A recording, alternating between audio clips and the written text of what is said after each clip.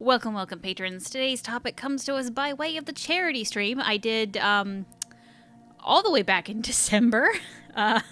Apologies on the slow content stuff and things and all that, but hey, Joe graciously donated and asked for a video on the complete history of the Ferelden Revolution against Orlais.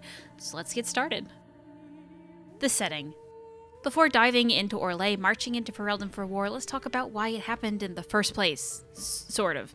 Okay, so it all begins in the Black Age, and for those of you unfamiliar with the Dragon Age calendar, this is a little under 500 years from the main event I'm going to be talking about.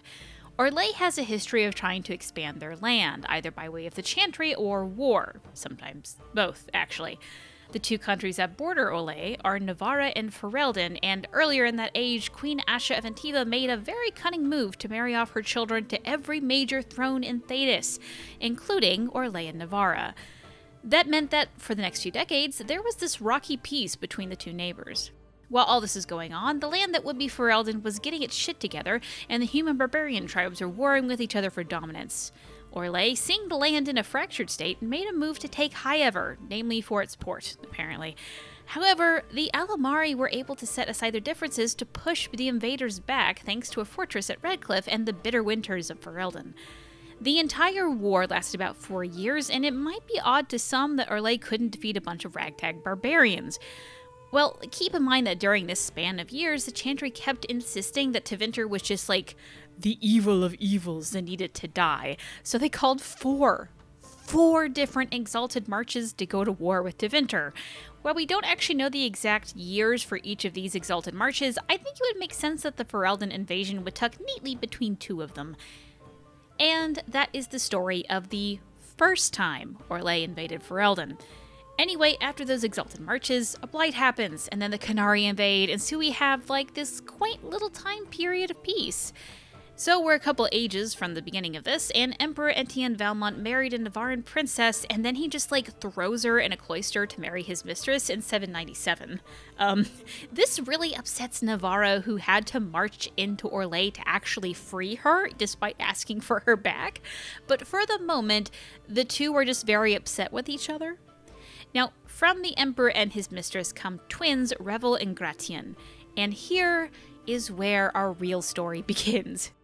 In 821 Blessed, Valmont became emperor. His brother Gratien was actually, by all accounts, thrilled not to take this throne. He just wanted to be left alone.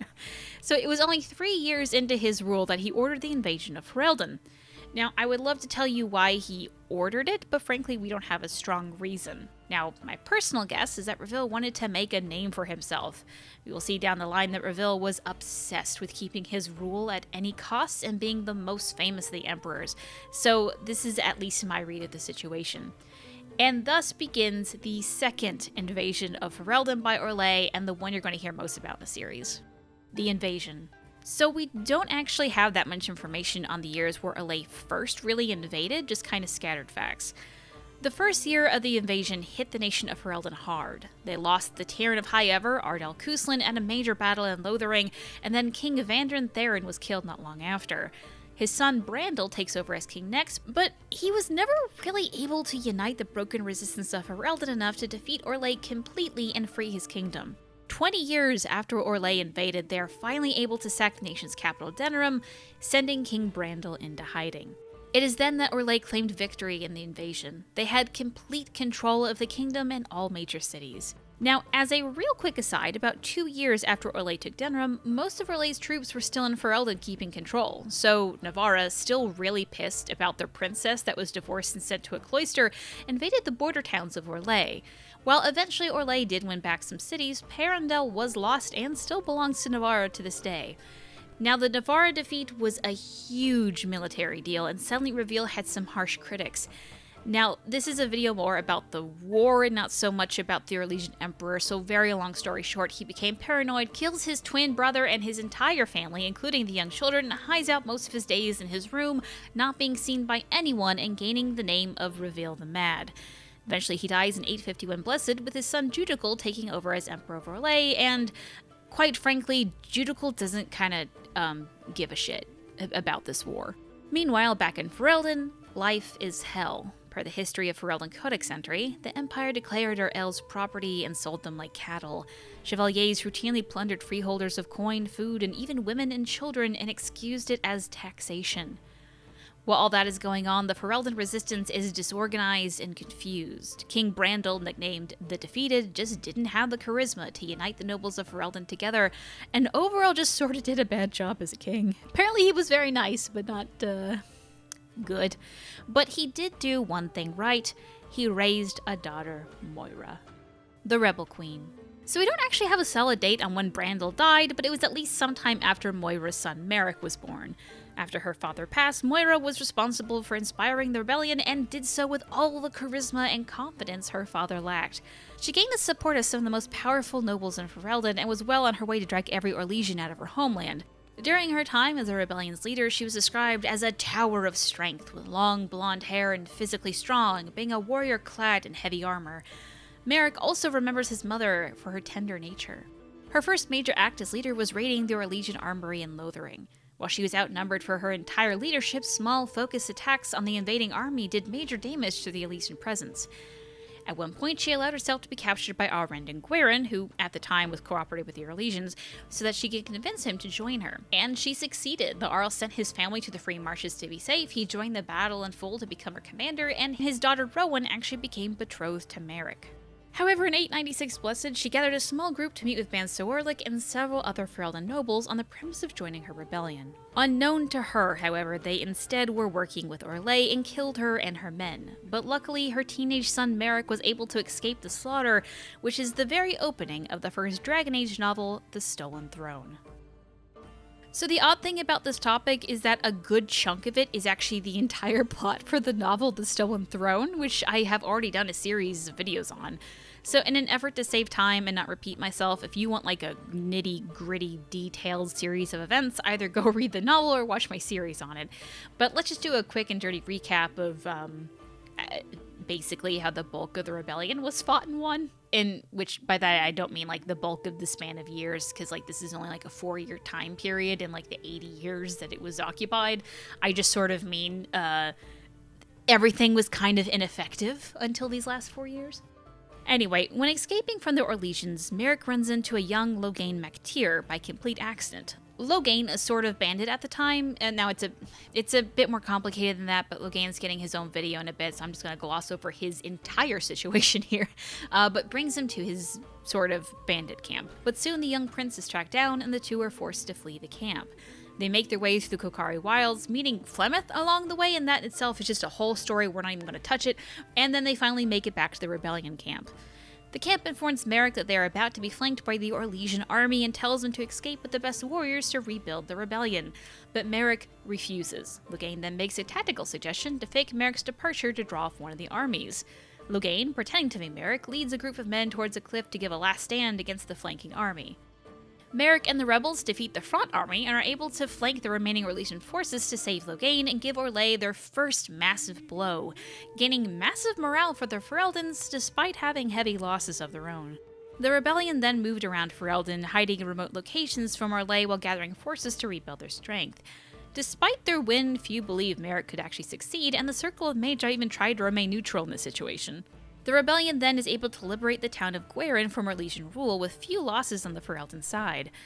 Now, a spy in the army who was also Merrick's lover at the time, that's another whole deal, then is able to convince the rebels to attack West Hill. This results in a devastating loss, and news spreads that Merrick had died despite him being very much alive. Feeling remorse, again for plot reasons, the spy takes Merrick and a small group through the deep roads to get back to Gweren safely. Along the way, things happen, and they're able to convince a group of Legion of the Dead to help their cause.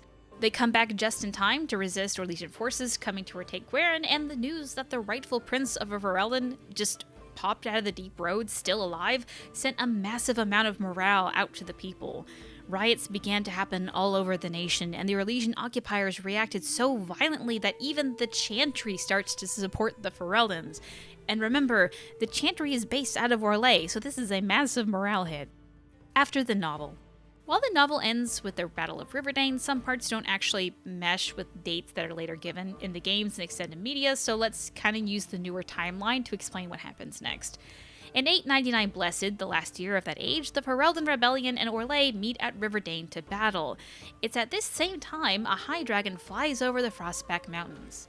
Now, at the time, dragons were thought to be extinct due to overhunting by Navarra, so it was a complete surprise to all involved and considered an ill omen for Orlais.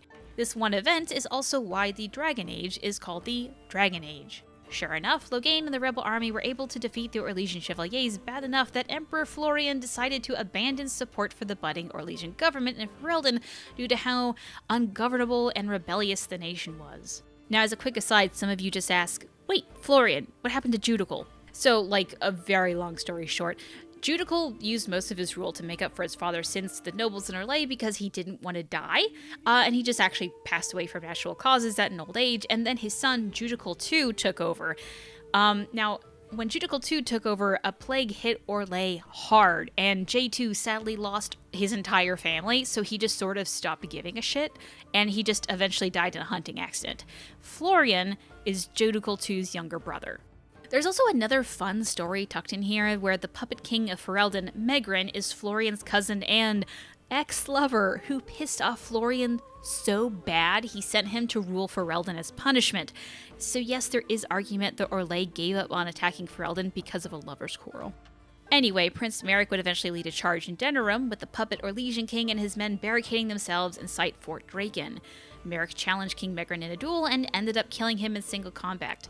Now, the exact years for this is debated, as the Stolen Throne and World of Thedas actually give different dates, but either way, it is extremely early in the newly named Dragon Age. With the death of Megran, Merrick becomes king and soon regained control of Ferelden, now a free nation. In kind of a wrap-up of the story, Ferelden and Orlais would be bitter enemies until Empress Selene won the throne in 920 Dragon and opened up diplomatic ties. Now, that in itself is also a fun little story, as Selene had been in the works of convincing King Cailan, son of Merrick, to leave his barren wife Honora, daughter of Loghain, and marry her, thus joining both nations by marriage. Now, obviously Merrick dies, so that doesn't end up happening, but with all the history and the battle that we've talked about, even in trying to be peaceful, Orlais still has its eye on Ferelden. And that, dear patrons, is all that I have on the Ferelden-Orlesian conflict. Also, there's just one small piece of news I want to share. So the BioWare Gear store, which is the official BioWare merch store, has recently accepted a bunch of people into like an ambassador program thing, and that includes me. So what all that entails for the channel will soon be seen. Not that I'm being vague, I actually just don't know yet. But for now, you can use the code BWGHIL, that's BWGHIL, at checkout to receive 20% off your entire purchase, with some minor exceptions to like certain like items, like you can't do pre-order items, you know. Now, I do get a small kickback when you do use the code, so if you wanted to support the channel and save money while buying some Dragon Age merch, this is your best chance. Anyway, with that out of the way, do you still have lingering questions, proof that I'm wrong, comments about your own fan theory? Feel free to tweet me at Gildathon on Twitter or send a PM to user Gillanon on Reddit. Duress Shrall.